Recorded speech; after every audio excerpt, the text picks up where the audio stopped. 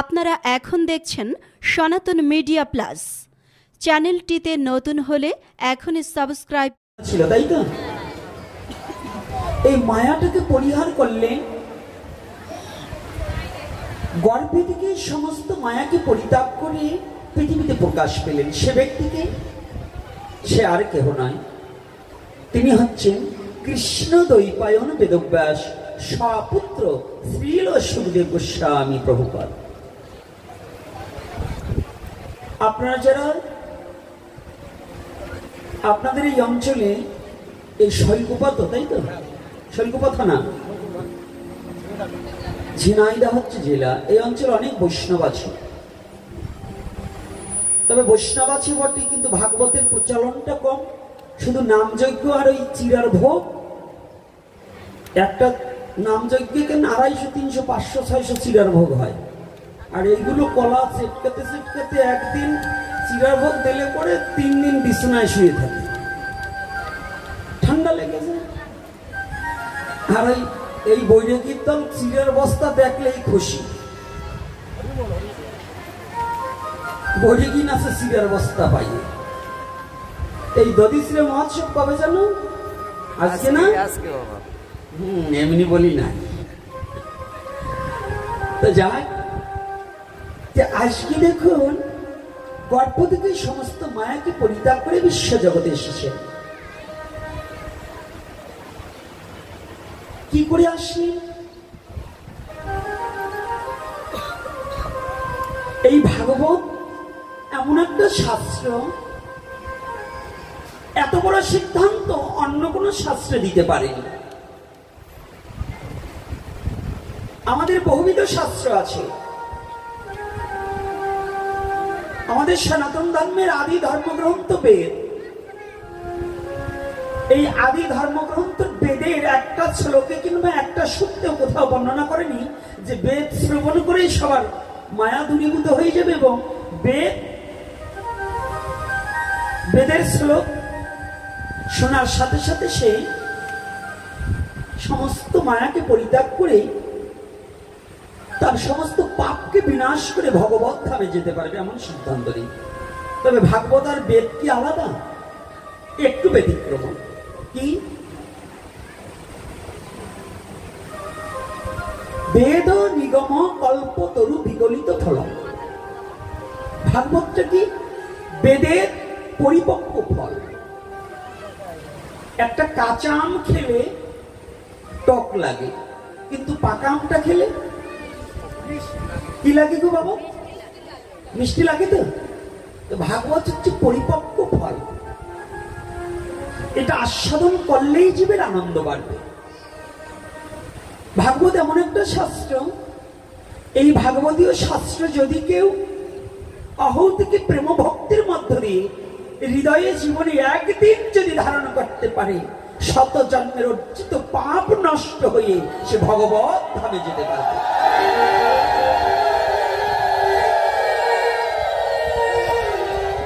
কোটি জন্মের মায়াকে পরিত্যাগ করে সে ভগবত ভজনের উপযোগী হবে। জীবনে যদি কোনো সাধন ভজন তার নাও থাকে, শুধু যদি জীবনে কোনোদিন একদিন ভাগবত ভক্তের সঙ্গ করতে পারে, এই ভাগবত প্রেমের এত বড় কৃপা, এই ভাগবতের এত বড় দয়া যদি জীবনে তার কোনো সাধন ভজনে জীবনে নাও থাকে, যদি একটু ভক্তি ধরি,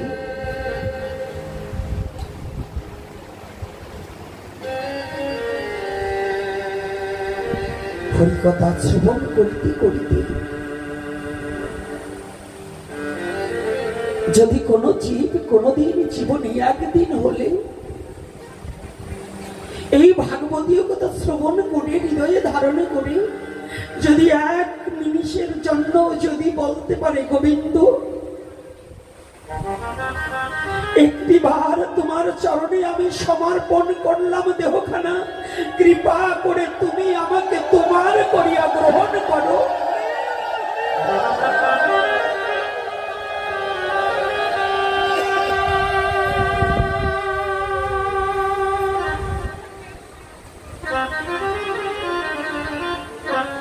পৃথিবীতে ভগবত প্রাপ্তির সর্বশ্রেষ্ঠ পথ হচ্ছে আত্মসমর্পণ।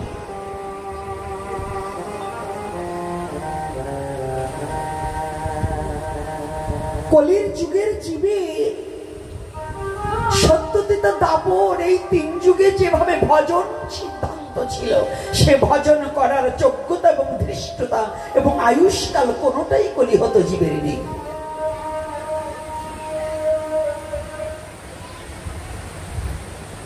যার কারণে কলির পাবন অবতারী শ্রীমান গৌর হরি নিজে ভগবানত্ব তাকে ঢেকে রেখে ভক্ত ভাবাপন্ন হয়ে নিজেই মা ভই মা ভই মা ভই দুটি হাত উত্তোলন করে দিয়ে জগৎজীবকে বললেন, তোদের কোনো ভয় নেই।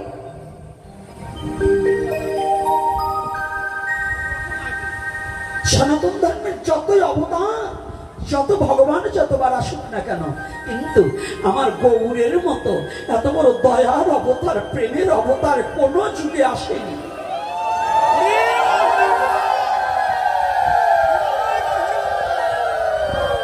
আমার গৌরের মতো এমন প্রেমের অবতার কোন যুগে কেউ দেখেনি আর দেখবে না, কোন যুগে পাওনি আর পাবে না। আমার গৌরের মতো দয়া একমাত্র কলির জীবের ভাগ্য আকাশে গৌর হরি এসে উদয় হয়েছে। আর এই কলির জীবের, এই কলিহত জীবের ভজনে নববিধা ভক্তি, প্রথম ভক্তিটাই দিয়েছেন শ্রবণ। সে কথাটাই ভাগবত দিলেন, শ্রবণাম মঙ্গলম। আমি কিন্তু প্রত্যেকটা মাকে মস্তক ঢেকে বসবার বলেছিলাম।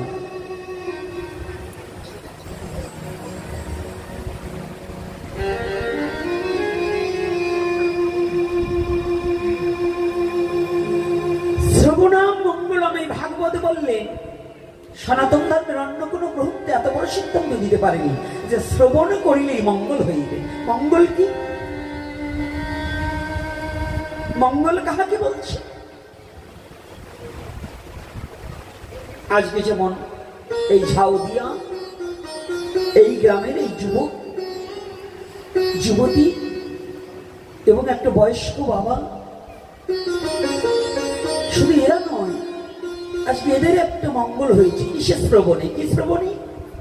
এই হরিকথা ওরা ইউটিউবে শ্রবণ করিতে করিতে ওদের একটা মঙ্গল হয়েছে। সে মঙ্গলটা কি? সে মঙ্গলটা হয়েছে শ্রবণ করিতে করিতে আজকে পিপাসা জেগেছে। যদি আমাদের এই গ্রামে যদি সাধুগুরু বৈষ্ণবকে ডেকে একটু হরিকথার ব্যবস্থা করতে পারি, তাহলে ওই সাধুদের চরণ ধুলিতে আমাদের গ্রামটা পবিত্র হয়ে যাবে।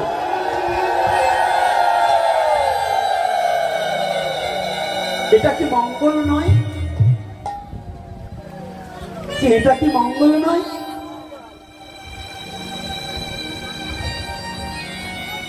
এটা তো মঙ্গল।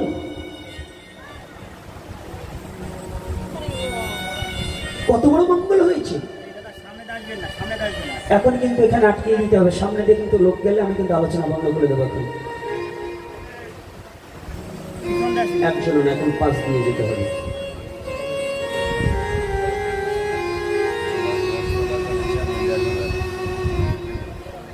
এই মঙ্গলটা কি? হরিকথা শ্রবণে আপনার পাকা কাঁচা ঘরটা পাকা হবে না। হরিকথা শ্রবণে আপনার 10 বিঘে জমি হবে না। তবে হরিকথা আপনাকে যা দিতে পারবে, পৃথিবীর কোন ধন সম্পদ, কোন রাজা মন্ত্রী এমপি তা দিতে পারবে।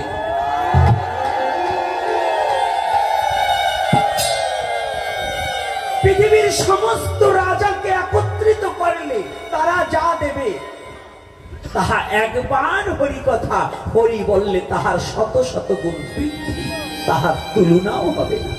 সমস্ত রাজারা একত্রিত হয়ে এই হরিকথা শ্রবণে যা আপনাকে কৃপা হবে, এই কৃপা পৃথিবীর কেউ আপনাকে করতে পারবে না। পারবে? কেউ দিতে পারবে? পারবে না। তাহলে মঙ্গল হয়েছে কোথায়? আত্মোন্নতি। মঙ্গল সর্বশ্রেষ্ঠ মঙ্গল কি?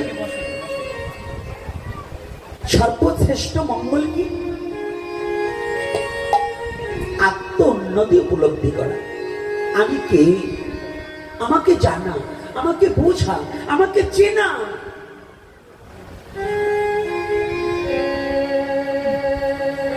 তুমি যদি তোমাকে না চিনতে পারো তাহলে তুমি ঈশ্বরকে চিনবে কেমন করে গো?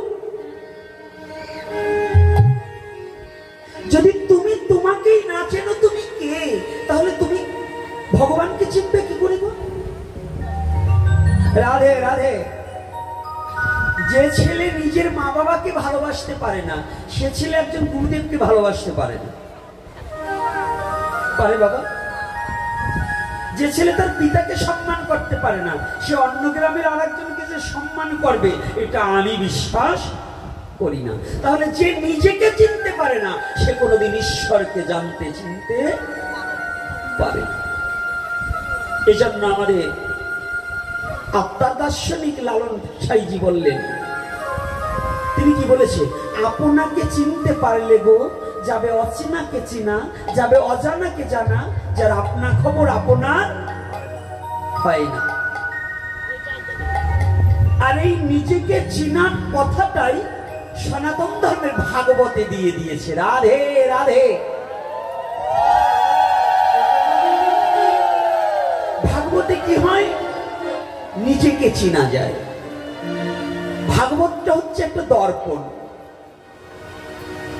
যেমন দর্পণ মানে আয়না। আয়নার সম্মুখে আসলে যেমন নিজের চেহারাটাকে, অবয়বটাকে দেখা যায়, যায় না মা? ও কি বাবা, আয়নার সামনে আসলে নিজেকে দেখা যায় না? মুখে যদি কোথাও কালি লেগে থাকে দেখা যায় না? যায় না?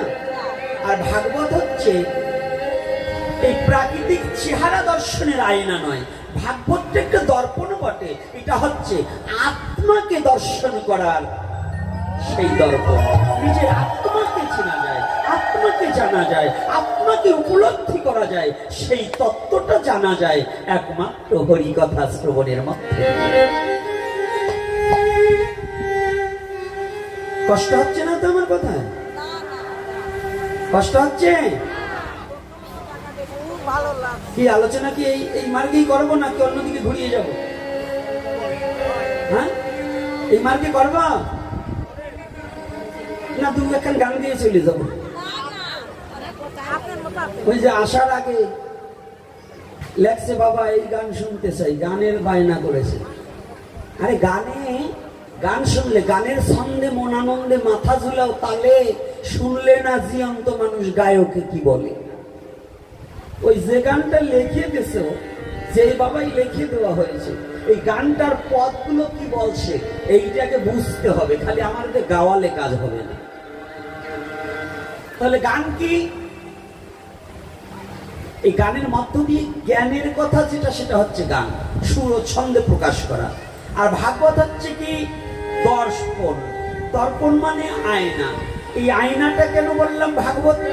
অর্থাৎ তুমি যদি তোমার আত্মতত্ত্বকে উপলব্ধি করতে চাও, তুমি যদি তোমার আত্মজিজ্ঞাসা জানতে চাও, এই আত্মজিজ্ঞাসার একমাত্র উত্তর দিতে পারে ভাগবত ছাড়া পৃথিবীতে আর কিছুতে পারে না।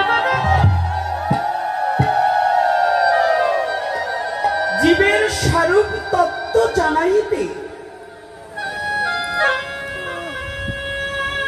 জীবের স্বরূপ কি?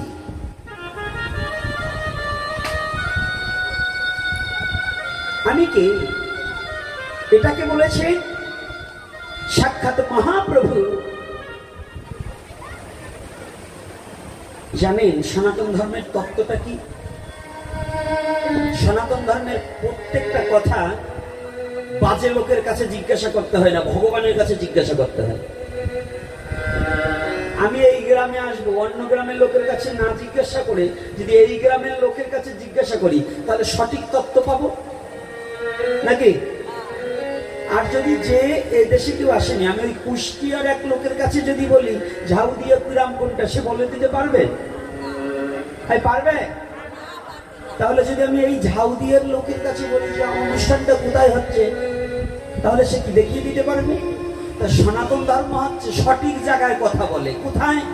সনাতন ধর্মে দেখুন কথোপকথন কেমন, গীতায় ভগবানের কাছে প্রশ্ন করেছে অর্জুন।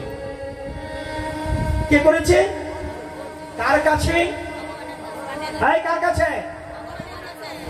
পিছনে যে যুবক বাবারা এবং এই যে যারা আছে, ভালো করে কথাটা ক্লিয়ার করে শুনতে হবে, কানটাকে পরিষ্কার করে।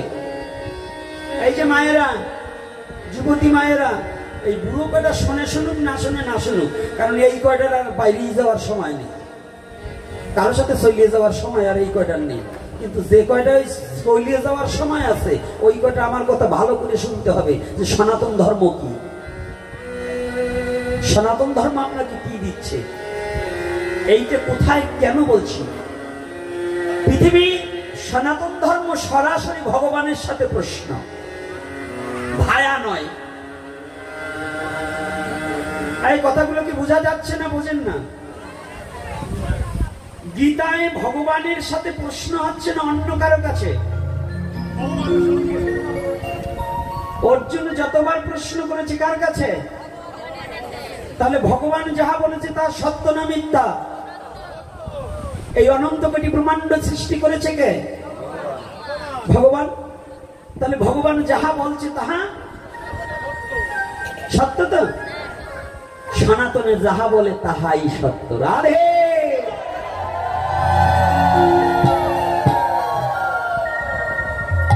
এজন্য কায়দা আছে, বুঝতে হবে।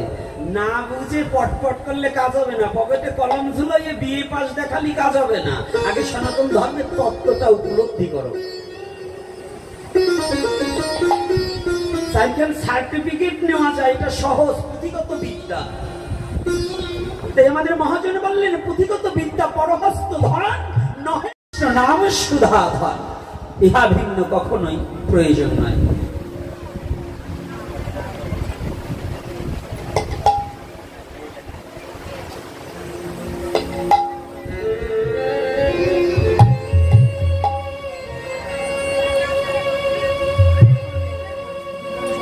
তাহলে সনাতন ধর্মের মেন তত্ত্বটা কি?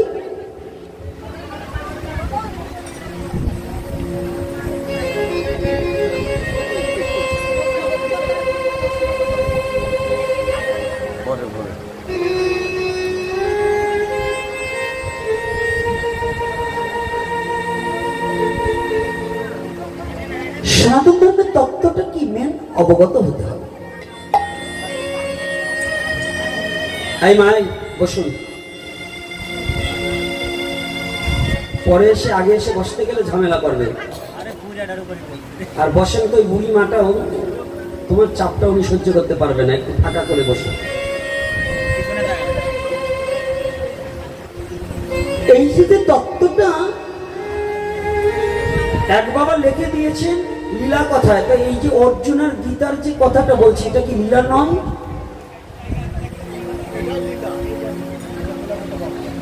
যে কথাটা বলেছি যে অর্জুন আর কৃষ্ণের কথাটা, এটা কি লীলার মধ্যে নয়? শ্রীমদ্ ভগবত গীতা হচ্ছে মহাভারতের ভীষ্ম পর্ব অন্তর্গত, কিন্তু এই ভীষ্ম পর্বটাকে আলাদা করে এককভাবে গ্রন্থ তৈরি হয়েছে, তার নাম হচ্ছে, যেখানে শুধু 4 জনের কথা আছে 700 শ্লোকের মধ্যে। প্রথম অন্ধ, দ্বিতীয়তে সঞ্জয়, চতুর্থতে অর্জুন, শ্রীকৃষ্ণ, তৃতীয়তে অর্জুন, চতুর্থতে হচ্ছে আমার পরম পুরুষ পরমেশ্বর ভগবান। যে কথাগুলো বলছি, কথাটাকে আগে বুঝুন, তারপরে তত্ত্বটাকে বুঝুন। এটা তত্ত্ব না বাইরের কথা। সনাতন ধর্মের তত্ত্বগুলোকে আগে উপলব্ধি করবেন। লীলা কথা কি? কৃষ্ণ কংসকে মেরে দিয়েছে একটা ঘুষি দিয়ে, পুতনাকে বধ করেছে। এটা আমাদের প্রয়োজন। এটা হচ্ছে মায়াবাদী জীবের জন্য সহসা কাঁদাবার জন্য। আর যে যুব সমাজ, এই যুব সমাজকে বুঝাতে হলে গীতা তত্ত্বটা কি, এটাকে আগে উপলব্ধি করাতে হবে, আমার ধর্মটা কি। এজন্য লীলা কীর্তন আমাদের জন্য শ্রেষ্ঠ হয়ে দাঁড়িয়েছে। কেন জানেন? এর দুটো কারণ। লীলা কীর্তনে এক আসরের মধ্যে এক এক কীর্তনিয়া, এক পালা কীর্তনে 4 বার শুধু দেও দেও আমায় চরণ দুলি, এছাড়া আর বলি নাই। একটা আসর 4 বার চরণ দুলি টানবে। কীর্তনেতে নামিয়ে যাইয়ে এত বড় মাছ দিয়ে জম্বের খাওয়া খাইয়ে আবার এসে কীর্তন করবে, ওইটা আপনাদের খুব ভালো। কিন্তু যখন এই যে কথাটা আজকে বলেছি যে গীতার তত্ত্বটা কি, গীতা পড়বো কেন, আমরা ভাগবত শুনবো কেন, শোনার কারণ কি, আপনি শুনবেন কেন? পৃথিবীতে এত কথা আছে, আলেকজান্ডারের লেখা সেটা জীবনী, সেটা পড়লেও তো হতো। তা বাদ দিয়ে কৃষ্ণের কথা কেন শুনবো, আমার গৌরের কথা কেন শুনবো? এটা প্রয়োজন আছে না, আছে কি না? তাহলে ওখানে আগে লীলাটাকে বুঝতে চেষ্টা করতে হবে যে কথাটা কি বলছে। এই জন্য দেখুন শ্রীমদ্ ভগবত গীতায় সরাসরি জিজ্ঞাসা হয়েছে কার কাছে? ভগবানের কাছে। ভগবান যে যে সিদ্ধান্তবাদ দিয়েছে এটার মধ্যে কোনো ভেজাল নেই। তাহলে সনাতন ধর্মের যত গ্রন্থের কথাটা, এটা দাপর যুগের গ্রন্থের মধ্যে ভক্ত আর ভগবান প্রশ্ন, ভক্ত প্রশ্ন করেছে, ভগবান উত্তর দিয়েছে। এই কলির যুগে, কলির যুগের প্রশ্নকর্তা কয়েকজন ছিলেন, আর প্রেমিক ভগবান দুই জায়গা। ভগবানও এক জায়গায় প্রশ্ন করেছে তার ভক্তকে, সেটা হচ্ছে গোদাবরীর তীরে রায় রামানন্দের সাথে যখন কথোপকথন করলেন, সেদিন ভগবান গৌরহরি প্রশ্ন করে আর রায় রামানন্দ উত্তর দিয়েছিলেন। আর গৌরহরিকে প্রশ্ন করেছিলেন, কে প্রশ্ন করেছিলেন? সনাতন গোস্বামী। রূপ গোস্বামীর চেয়ে সিদ্ধান্তবাদ আসলেন চৈতন্য চরিতামৃত অনুপাতে, চৈতন্য ভাগবত সিদ্ধান্তবাদ অনুপাতে, চৈতন্য মঙ্গল গ্রন্থ অনুপাতে। আমার এক বাবা ছোট্ট করে একটা লেখা লিখেছে, এইখানেই তার মীমাংসা হয়ে যাবে, এত দৌড়াতে হবে না। প্রথম হচ্ছে দর্শন দিয়ে বুঝাতে হয়, তারপরে শাস্ত্রের কথা। আগে দর্শন না হলে শাস্ত্র টানলে আমি কিছুই বুঝবো না। যে ছেলে দাঁত গজায়নি তাকে কলই ভাজা খেতে দিলে সে খেতে পারবে না। তা সনাতন ধর্মের মধ্যে আমরা তত্ত্ব জানতে চাই, এখনো পোশাক কোন দিকে করতে হবে এই 95% জন জানে না। 100 লোকের মধ্যে দিবাভাগে কোন দিক পোশাক করতে হয়, রাত্রিতে কোন দিক পোশাক করতে হয়, এই কথাটাই 95% জন জানে না। অথচ যখনই ধর্মের আলোচনা হবে শুধু আমাদের তত্ত্ব বলো, আগে নিজের আচরণটাকে ঠিক করতে হবে। আচরণটা কি? প্রশ্ন আসছে আমাদের সনাতন ধর্মে বাঘের ছাল এবং হরিণের চামড়া এ দুটোকে পবিত্র মনে করা হয়। কোন কোন গ্রন্থে আছে? হ্যাঁ ছিল। কলির যুগের জন্য নয়, এটা যুগ ধর্ম প্রবর্তনম। আমাদের বাংলাদেশে মাননীয় ঈশ্বর চাচা যে আইন প্রণয়ন করছিল, আমাদের মাননীয় পুরাতন যে প্রধানমন্ত্রী ছিলেন খালেদা জিয়া, সে আইন উদ্ধ করেছেন। আবার তিনি যে আইন প্রণয়ন করেছিলেন এই যুগে বর্তমান আমাদের মাননীয় প্রধানমন্ত্রী শেখ হাসিনা অনেক আইন পরিবর্তন করছে না, করছে কিনা? তাহলে রাজা যখন পরিবর্তন হয় সংসদের আইনও পরিবর্তন হয়েছে। আমাদের সনাতন ধর্মের 4টা যুগ, সত্য, তিতা, দাপর, কলি। দাপর পর্যন্ত হরিণের চামড়া এবং বাঘের চামড়া ওই তিতা যুগে, সত্য যুগে প্রসিদ্ধ ছিল। কারণ তৎকালীন সময় মহাপ্রভু আসেননি, তৎকালীন সময় আমাদের শৈব শাক্ত গানপত্য ইত্যাদি ভজন করতেন। এখানে ওই তান্ত্রিক ভজনের দ্বারা যারা উত্তীর্ণ হতেন আর্য মহর্ষিদের মধ্যে অনেকেই তারা চামড়ার উপর আসরূপে ঘোষণা করিয়া ওটাকে প্রসিদ্ধ মত ঘোষণা করিয়াছিলেন। কিন্তু এই কলির যুগের জন্য কোন পশুর চামড়া বৈধ নয়। কলির যুগে আমার শ্রীমান মহাপ্রভু শ্রীকৃষ্ণ চৈতন্য মহাপ্রভু সম্পূর্ণ বলির প্রথা এবং ভালো খাওয়ার প্রথা এটাকে বন্ধের ঘোষণা দিয়েছে। এজন্য যুগ ধর্ম প্রবর্তনম। আমি কোন যুগে দাঁড়িয়ে আছি, এই যুগের ধর্ম কি, এটা সম্বন্ধে আমাদের আগে অবগত হতে হবে। যদি বলেন যে না আমি এটা মানি না, তাহলে আপনাদের সাথে আমার কোনো কথা চলবে না। কেননা দাপর যুগে যে ধর্ম ছিল অর্চন। পিতাজিকে কি ছিল? অর্চন, বন্ধন, যজ্ঞ, যাগ যজ্ঞ ইত্যাদি। তৎকালীন সময় মুনি ঋষিরা ঊর্ধ্বপদ হেট মুন্ড নিচের দিকে মাথা রেখে অগ্নি প্রজ্বালিত করে ভজন করেছে। কলির যুগে সেটা নেই। আছে কি বাবা? আছে? কথা বলেন না কে পিছনের দিকে? যদি না থেকে থাকে তাহলে এই কলির যুগের যুগ ধর্ম কি?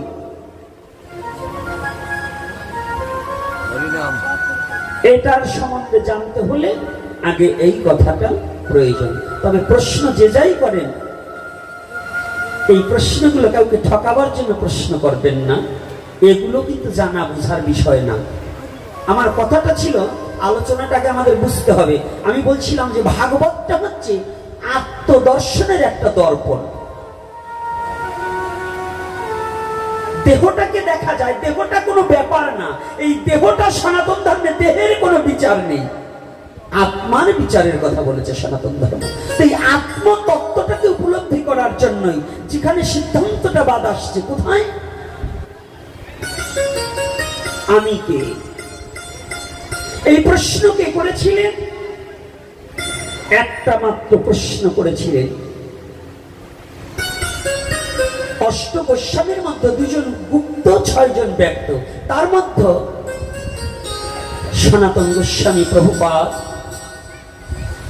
তিনি জিজ্ঞাসা করেছিলেন আমার মহাপ্রভু,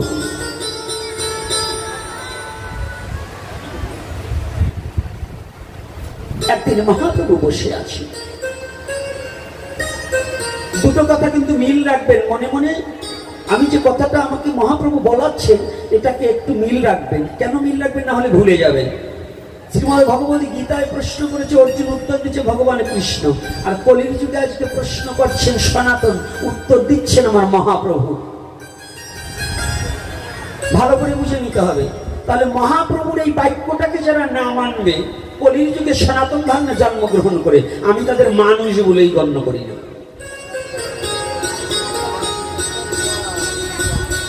মহাপ্রভুর বাক্যটাকে যে গ্রহণ না করবে, সাক্ষাৎ ব্রজেন্দ্রনন্দন গৌর হরি, ব্রজ যিনি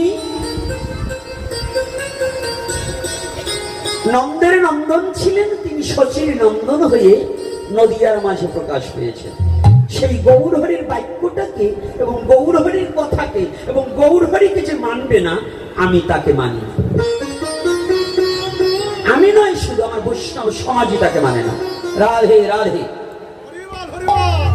এজন্য এই কলির যুগের পাবন অবতারে গৌর হরিকে প্রশ্ন করছেন। কি করছে? সনাতন গোস্বামী আত্মজিজ্ঞাসা। সনাতনের কি প্রশ্ন বলা হয়নি, সনাতনের প্রতিটা কথাকে বলা হয়েছে আত্মজিজ্ঞাসা। এই হরিণের চামড়া কি? এটা কিন্তু আত্মজিজ্ঞাসা না বাবা। এটা হচ্ছে কি প্রাকৃতিক যুগের ওই ওটা কেন সেটা কেন, এটা হচ্ছে দোষ দর্শন। এটা আমার জানার অভিপ্রায়, আকাঙ্ক্ষা। এটা বাহ্যিক জগতের জানা, আত্মজিজ্ঞাসার মধ্যে এটা নয়। আত্মজিজ্ঞাসাটা কোনটা? আমার করণীয় কি? আমি কেন ভগবান থেকে বিচ্ছিন্ন হয়ে আছি? কেন আমার মনটা ভগবানের সেবায় লাগছে না? আমার দ্বারা কেন ভগবানের সেবা হচ্ছে না? এটাই হচ্ছে আত্মজিজ্ঞাসা। এটা হচ্ছে আত্মজিজ্ঞাসা। এই আত্মজিজ্ঞাসার মধ্যে সনাতন কেমন করে মহাপ্রভুর কাছে কাতর চিত্তে। সনাতন ছিলেন তৎকালীন সময় হোসেন শাহের আমলে হোসেন শাহের কোষাধ্যক্ষ, নাকি? তাই তো বাবা, কোষাধ্যক্ষ ছিল না? সে ব্যক্তি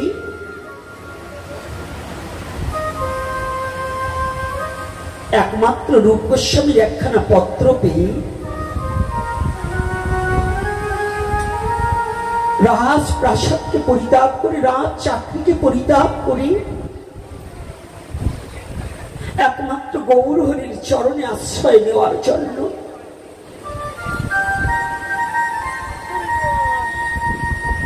গৌরের চরণে নিজেকে বিলিয়ে দেওয়ার জন্য ছুটে এসেছিলেন। ছুটে আসার সাথে সাথে কিছুদিন পূর্বে একদিন নিবিড়ে গৌরহরি বসে বসে ভাবাবেশে ব্রজভাবকে স্মরণ করি। সনাতন ধর্মে দুই প্রকারের ভজন, ভোগ লাগানো যায় দু প্রকারের, একটা রান্না করে ভোগ লাগানো যায় আর একটা রান্না না করেও ভোগ লাগানো যায়। সেটা কে শিখিয়েছে? মহাপ্রভু শিখিয়েছে স্মরণ লীলা। স্মরণে মানে মনে মনে ভগবানকে ভোগ লাগানো যায়। যে বনের মধ্যে আছে, যার চাল চুলো কিছু নেই, সে করে কি করে গোবিন্দ সেবা দেবে? তার জন্য এই চর্মচোখটাকে বন্ধ করে ওই ব্রজে ভাবে ভাবিত হয়ে গুরু এবং সখী অনুগত হয়ে ভজন করিতে করিতে একদিন গোবিন্দের চরণে পৌঁছানো যায়।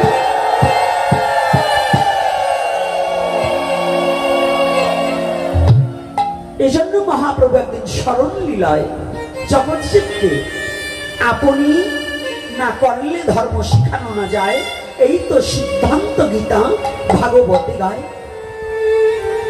নিজে না করলে জগৎকে শিখানো যায় না। তাই মহাপ্রভু আজ স্মরণ লীলায় মগ্ন আছে। ঠিক সনাতন গোস্বামী এসে দেখতে পায় মহাপ্রভু চর্মচোখ বন্ধ করে দিয়েছে, কিন্তু উনি তো ভগবান, চর্মচোখ বন্ধ করলে কি হবে? দিব্য চক্ষে উনি অনন্ত কোটি ব্রহ্মাণ্ডকে নিমিষের মধ্যে কতবার যিনি দর্শন করে। চর্মচোখে দেখে না, দিব্য চক্ষে। ভগবান না দেখে এমন কোন জায়গায়, কিন্তু সনাতন এসে দাঁড়িয়ে আছে। সনাতন ভাবছে প্রভুর কাছে যদি এখন কোনো বিরক্ত করি তাহলে হয়তো প্রভুর ভজনে বিঘ্ন ঘটবে আর আমি ভজনবাদী হয়ে যাব।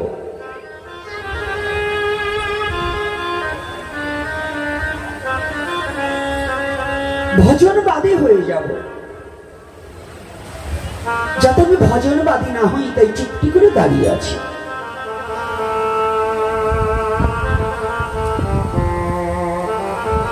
মহাপ্রভু বুঝতে পেরেছে কে জানি এসেছে। মহাপ্রভু চোখ খুলে তাকিয়ে আছে। এদিকে দেখতে পাচ্ছি সনাতনের চোখে জল, সনাতন কাঁদছে। সনাতন, হ্যাঁ প্রভু। সনাতন ষষ্টাঙ্গে প্রভুর চরণে দণ্ডবোধ করেছে।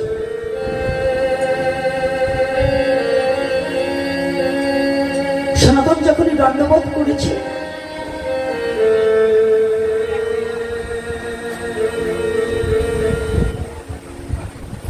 সনাতন তুমি কাঁদছো কেন?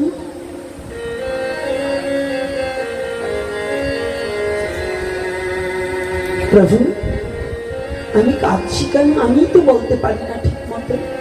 বলছি তুমি কাঁদছো, তোমার চোখে জল দেখছি, তোমার কোন দুঃখ, এমন কোন দুঃখের কারণে তুমি কাঁদছো? প্রভু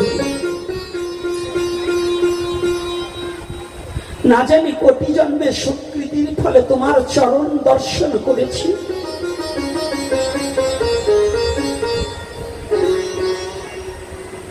এই বিশ্ব জগতে তোমার চরণ দর্শন করার এমন কোন কর্ম করিনি, তবে তুমি দয়াল বিধায়, তুমি করুণার ঠাকুর বিধায় তুমি করুণা করে তোমার চরণ আমাকে দর্শন করিয়েছ।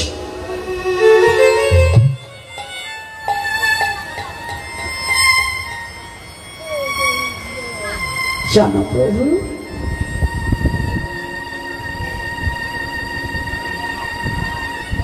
আমি কাঁদছি কেন জানো? হ্যাঁ সনাতন, তুমি কাঁদছো কেন? তোমার কি দুঃখ? সে নানা প্রভু, এটা আমার দুঃখের কান্না নয়, আমার কোনো দুঃখ নেই। দুঃখ আগে ছিল, যতদিন পর্যন্ত আমি হোসেন সাহেব ওই কারাবন্দী ছিলাম হোসেন শাহের রাজত্বের কালীন, যখন আমি চাকরিতে নিমজ্জিত ছিলাম, যতদিন পর্যন্ত আমি তোমায় ভুলেছিলাম, যতদিন পর্যন্ত হরি নামকে ভুলেছিলাম, ততদিন পর্যন্ত আমার দুঃখ ছিল।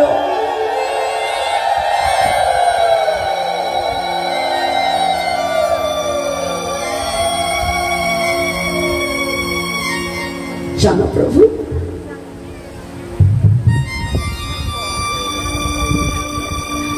যতদিন পর্যন্ত তোমাকে ছেড়ে দূরে ছিলাম, যতদিন পর্যন্ত তোমার চরণ আমি দেখতে পাইনি, যতদিন পর্যন্ত তোমার চরণের ধূলিকণা আমার অঙ্গে লাগাতে পারিনি, ততদিন পর্যন্ত আমি দুঃখী ছিলাম, আমার দুঃখ ছিল।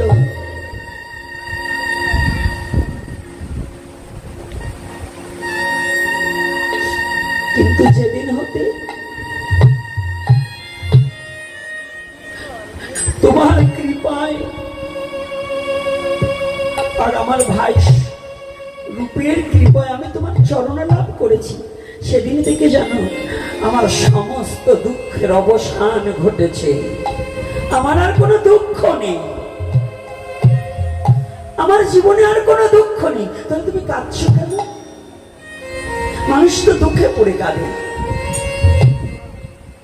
প্রভু,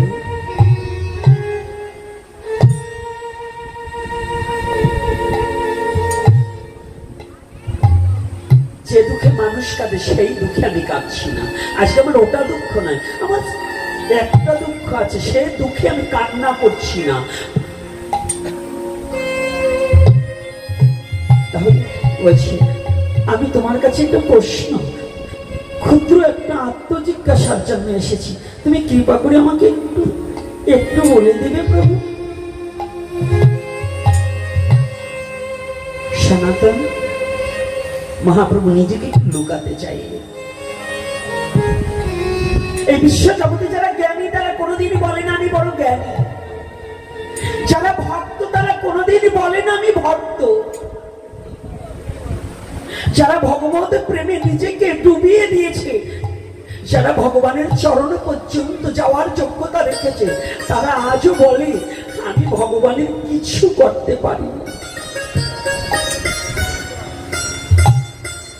আর আমার মতো মূর্খ যারা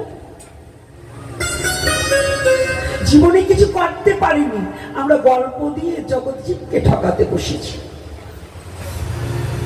আর যারা ভগবতের প্রেমে ডুবে গেছে তারা বললেন আমি কিছু জানি না। আজকে মহাপ্রভু নিজেকে একটু লুকাতে চাইলে,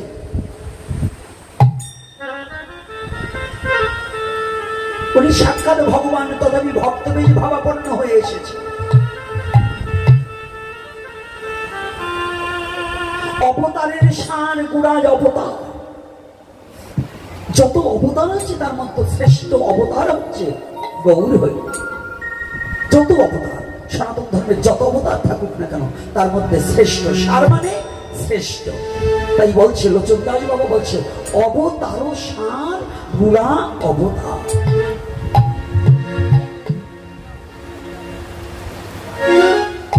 পারে না ভজিলি কোন সুখে। কথাটা একটু ভালো করে বুঝতে চেষ্টা করতে হবে। লোচন দাস বাবা নিজের মনকে বলছে, জগৎজীবকে না। মন, মন এই বিশ্ব ব্রহ্মাণ্ডের মধ্যে শ্রেষ্ঠ অবতার গৌর হরি, তাকে তুই কিসের আশায় ভজন করলি না? তাই তার লেখনীতে লিখেছে, অবতার সার গুড়ায় অবতার, তারে না ভজিলি কোন সুখে, তুই ইক্ষু ভাবিয়া কাঠেরে চুষিয়া মজিলি সংসার দুঃখে।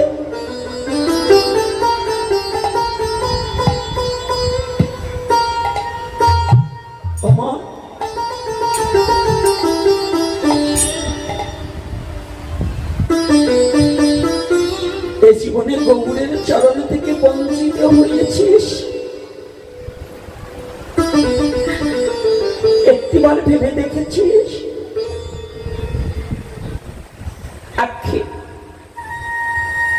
এটা বেদনা নয়, আক্ষেপ। মহাজন সদা সর্বক্ষণ নিজেকে কতটা দেহপন্ন করে ভগবানের চরণে নিজেকে সমর্পণ করেছে।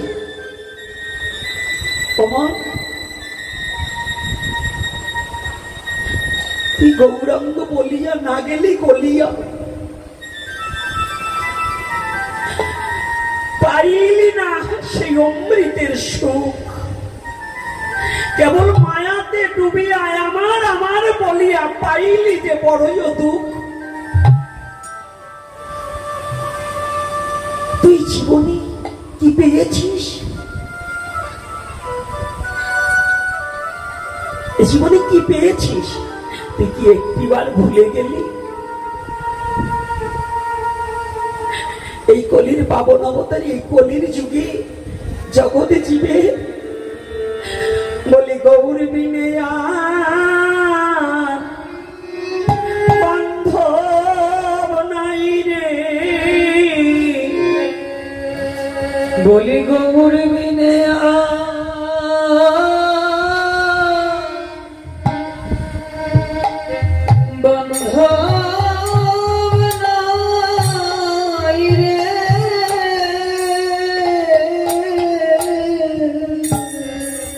বলি দয়াল গৌর বিনে এই কলির জীবের বান্ধব নাই রে,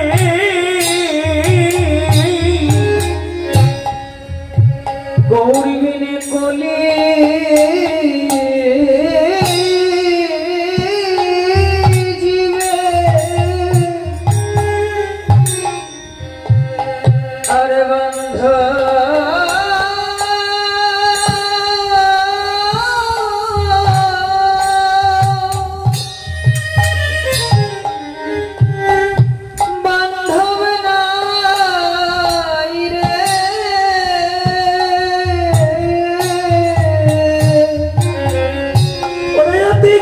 সুখেতে গৌর ভুলে রইলি,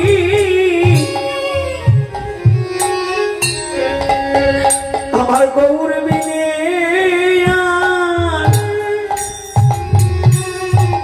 জীবের বান্ধব নাই রে, তুই কোন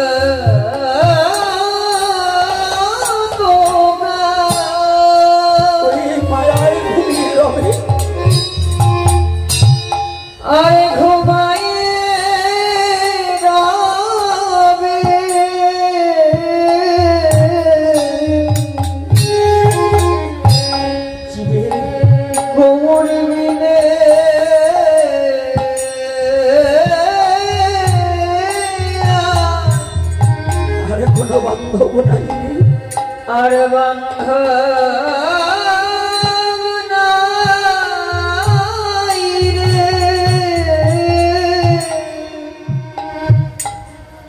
বিশ্ব জগতে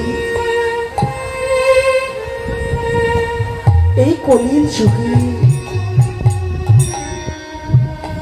গৌর বিনে জগতে জীবের আর কোনো আপন জন নেই।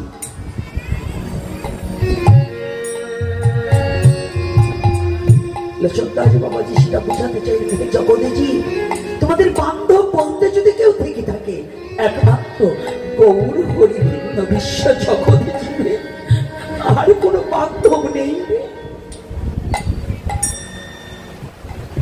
ব্রজ ভজন করবে, গৌর ভজন না করে কোনোদিন ব্রজ ভজন জানতে পারবে না, বুঝতে পারবে না। নবদ্বীপ তত্ত্বকে উপলব্ধি না করে কোনোদিন ব্রজ তত্ত্বকে উপলব্ধি করা যায় না। এই জন্য দেখবেন লীলা কীর্তনীয়ারাও আগে গৌর লীলা আলোচনা করতে হয়।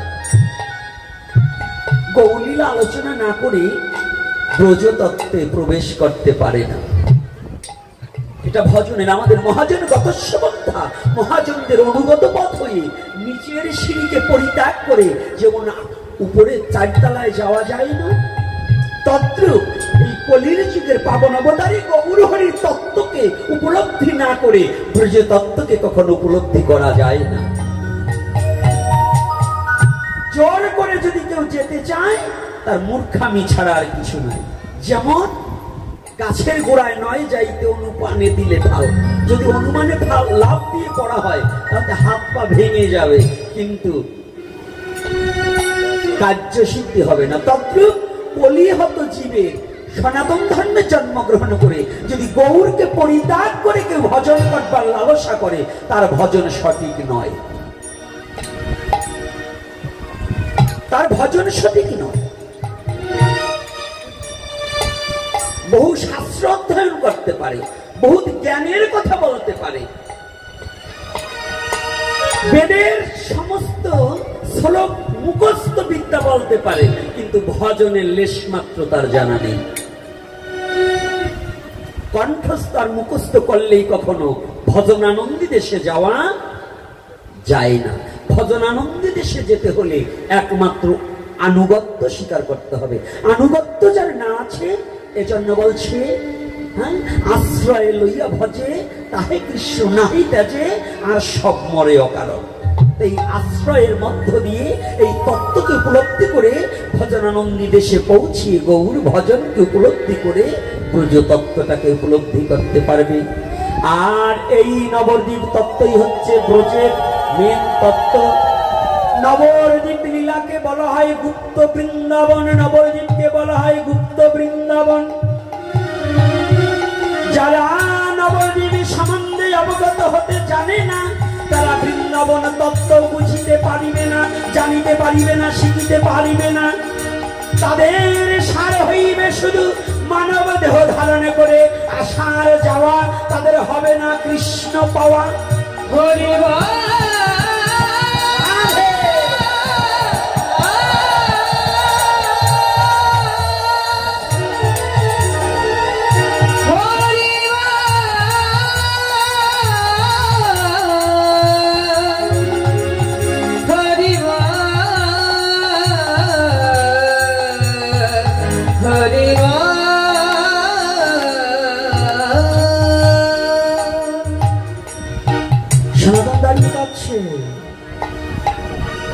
ডাকছি কেন গো?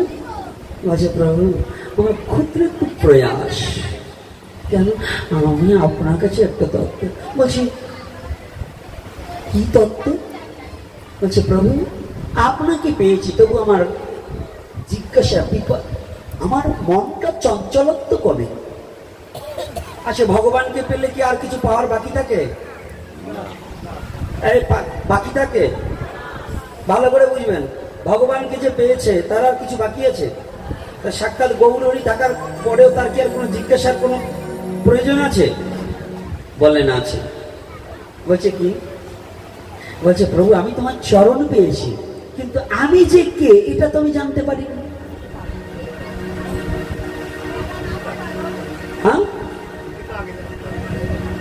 সনাতন বলছে প্রভু আমি তোমার চরণ পেয়েছি, তোমার কাছে এসেছি, কিন্তু আমি যে কে, তুমি ভগবান এটা আমি জানতে পেরেছি, কিন্তু আমি কে এটা তো জানতে পারলাম না। চৈতন্য চরিতামৃতে কৃষ্ণদাস কবিরাজ গোস্বামী কলম দিলেন। সনাতন গোস্বামী জিজ্ঞাসা করেছে, কে আমি, আমি কার, কেন হেন এত তাপত্রয়? ওই সে জানিলে মন হিত হয়। কে আমি, আমি কার? কথা একটা, প্রশ্ন তিনখানা হয়ে গেছে। কথা কিন্তু একটা বলেছে, প্রশ্ন হয়েছে কয়খানা? তিনখানা। কি? কে আমি, আমি কার, তাপত্রয় মানে তাপ মানে দুঃখ, আমার দুঃখ কেন? প্রশ্ন বুঝেছেন? আমরা তো প্রশ্ন করি অমুকের বাবার নাম কি। যদি আপনাদের গ্রামে গুরুদেব আসে কিংবা কোনো পাঠক আসে, প্রশ্ন করে বসেন অমুকের বিশ্বর বাবার নাম কি, দুর্যোধনের বাবার নাম কি, অমুকের বাবার নাম কি, অমুকের বিয়ে কেন, কয়টা বিয়ে ছিলেন, এগুলো না, এইগুলো তো জিজ্ঞাসা করি। আর সনাতন গোস্বামী যে তৎকালীন সময়, শুনুন, একটা হিন্দু বাড়িতে একটু হিন্দু রাজা একজন মুসলমান কর্মচারী রাখবে, বিশ্বাসস্থ না হইলে রাখে না। রাখবে? একজন হিন্দু রাজা হিন্দু বাদ দিয়ে একজন মুসলমানকে কর্মচারী রাখবে, একে যদি অতীব গুণী, অতীব জ্ঞানী, অতীব বিশ্বাসস্থ না হলে রাখবে? তাহলে একজন মুসলমান রাজা তৎকালীন সময় হোসেন শাহ, তাকে কোষাধ্যক্ষ হিসেবে, ওটাকে কি মন্ত্রী যেন বলে, আমি এবার মনে টনে রাখতে পারি না, আপনারা একটু বইলে দিয়ে মাঝে মাঝে, কারণ আমি ভিখারি মানুষ, তো এই অর্থের কথা মনে নেই। তাই এখন একজন অর্থমন্ত্রী রেখেছে কাকে? একজন হিন্দু ভদ্রলোককে। লীলা শোনা ভালো, কিন্তু লীলা বোঝায় গেলে পড়ান যাবে। একখানা শ্লোক পাঠ করে ওইর উপর আলোচনা করা একেবারে সহজ, কিন্তু ওইটাকে বিস্তারিত, বাজার থেকে এক বাবা তরকারি আনা সহজ, কিন্তু এটা সবজি আনা সহজ, কিন্তু তরকারি রন্ধন করা ওই মারা জানে যে ওটা কত জ্বালা, তাই তো? সবজি আনা সহজ, গ্রন্থ একখানা কিনা যায়, টাকা হলে গ্রন্থ কিনা যায়, টাকা হলে অনেক কিছু হয়, কিন্তু গ্রন্থ কেনা যায়, কিন্তু গ্রন্থের মধ্যে যে রস লুকিয়ে আছে এইটাকে আস্বাদন করা যায় না। ওটা জানতে হলে, ওই রস আস্বাদন করতে হলে একজন শুদ্ধ ভক্তের চরণে গিয়ে আত্মসমর্পণ করতে হবে। ওটা গ্রন্থ করে পাবেন না। খেজুর গাছ কিনা যায়, খেজুর গাছ লাগানো যায়, রস সবাই আস্বাদন করতে পারে না। তাহলে ওই রস আস্বাদন করতে হলে কার প্রয়োজন? এদেশে কি বলে তো? গাছি বলে। তাহলে গাছি কি সহজেই রস পায়? আগে অগাছা পরিষ্কার করতে হয়। কি করতে হয়? অগাছা পরিষ্কার করলেই কি রস পাওয়া যায়? না, চাষতে হয়। চাষলেই কি রস পাওয়া যায়? না, দুপাশে একটা খাস কাটতে হয়, তাতেও হয় না। ওই যে ওটাকে কি যেন দেয় একটা পাশে, নলি। বাবা ভালো জানে তো। কি আমার বাবার শ্বশুর কি ওর গাছই নাকি, তাই নলি দিতে হয়। নলি দিলেই কি রস পাওয়া যায়? তাহলে কিসের প্রয়োজন? একটা হাড়ি পাততে হয় না? আচ্ছা, হাড়ি নিলেই কি রস পাওয়া যায়? হাড়ির গলায় একটা রশি বাঁধতে হয়। আচ্ছা, ওই হাড়ির গলায় রশি বাঁধলাম, ওই গাছের সাথে বাঁধবো কিসে? সেটা যদি তৈরি না করি, তাহলে কি হাড়ি নিয়ে ছেড়ে দিলে কি আমি নামার আগে হাড়ি নিচে চলে আসবে? আসবে না। তো তদ্রূপ পয়সা ইনকাম করে এখানে গ্রন্থ কেনা যায়, আলমারি সুকেশ গ্রন্থ ভরে রাখা যায়, কিন্তু গ্রন্থে কি দিতে চাইছে এটা বোঝা যায় না। ওই পড়ুয়া পণ্ডিত হইলে কোনোদিন ভাগবত ভক্ত হওয়া যায় না।